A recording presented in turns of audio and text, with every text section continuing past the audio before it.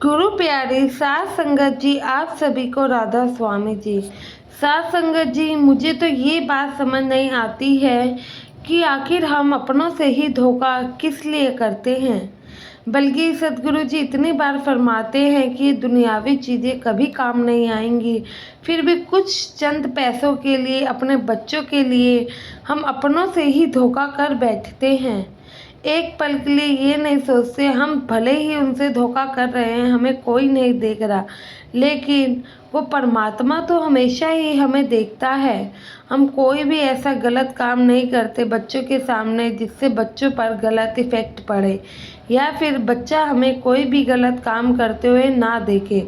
लेकिन जब हम खुद गलत काम करते हैं, ये नहीं सोचते इतना बड़ा परमात्मा हमें देख रहा है, तो कैसे हम उनके सामने ही धोखाधड़ी कर सकते हैं।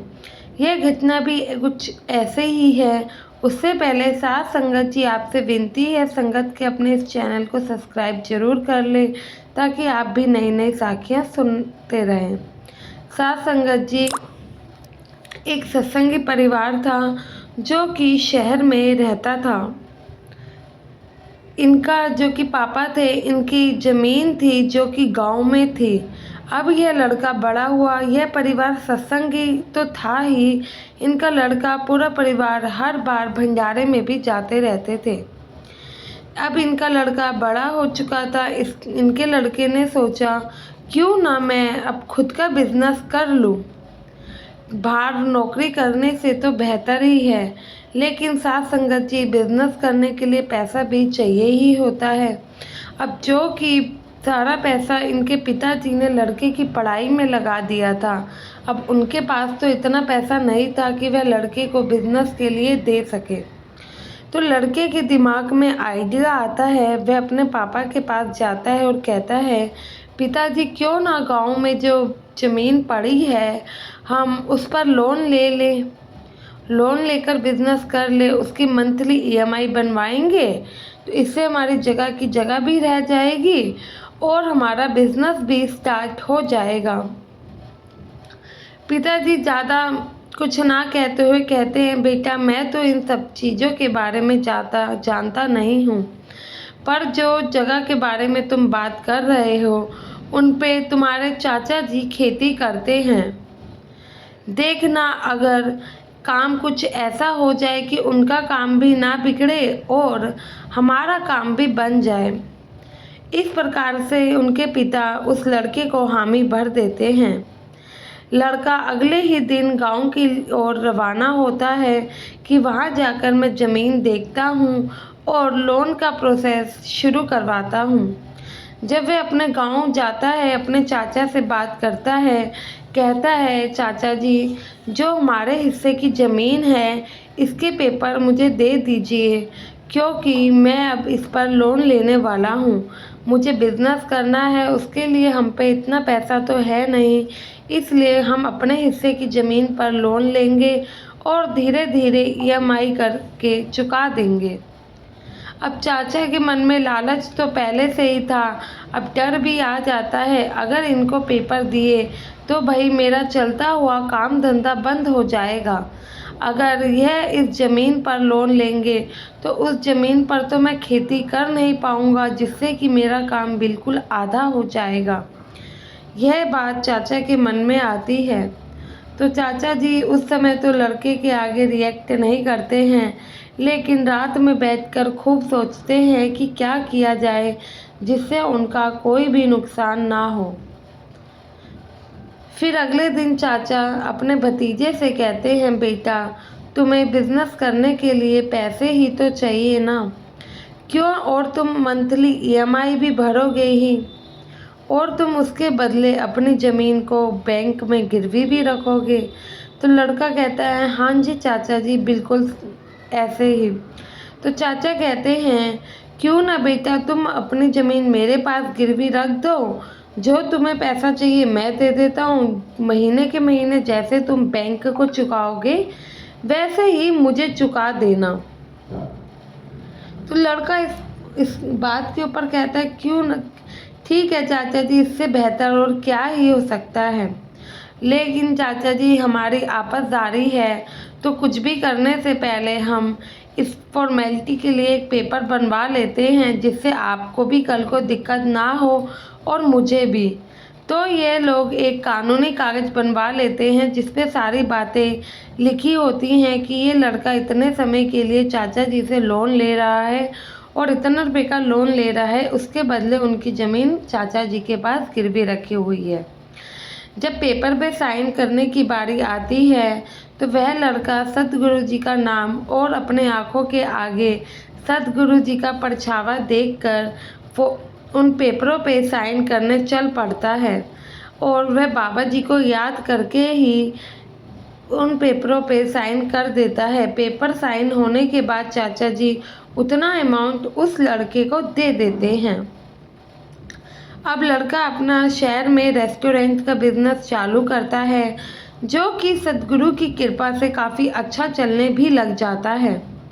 बिजनेस अच्छा चलते चलते वह लड़का अब हर महीने ढंग से और टाइम से अपनी ईएमआई भी पहुंचाने लगता है। गांव दूर था तो लड़का ईएमआई देने खुद नहीं जा पाता है, बल्कि किसी रिलेटिव के हाथ, या फिर आजकल तो ऑनलाइन का सिस्टम है ही, तो वह उनके बैंक में डाल दिया करता।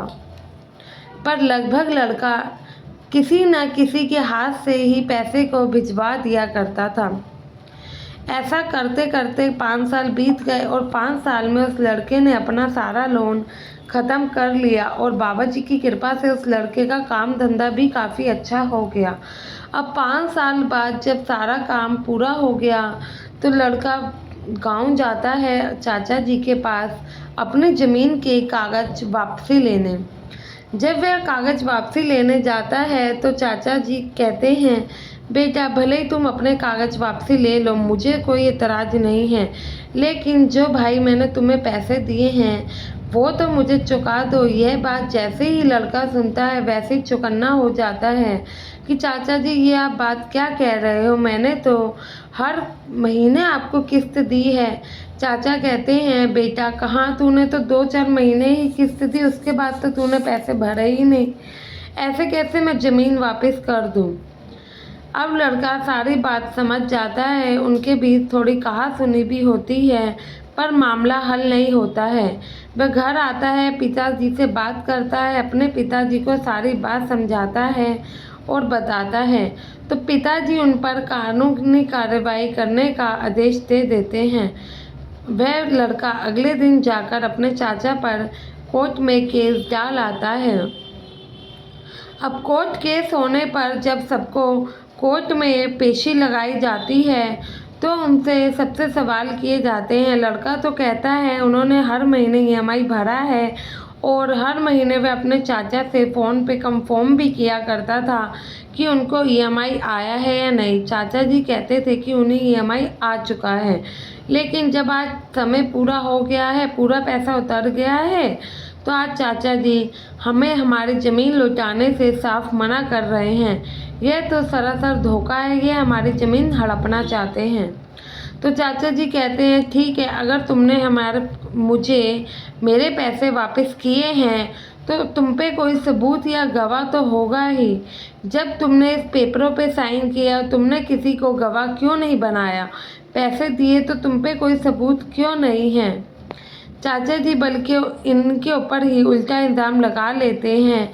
तो उस दिन का केस टल जाता है। फिर जब अगले कोर्ट की हियरिंग्स आती है तो लड़का बाबा जी के आगे अरदास करता है और यही कहता है, सतगुरु जी मैंने जो भी काम किया है सिर्फ़ और सिर्फ आपको याद करके किया है, आपका नाम लेकर किया है।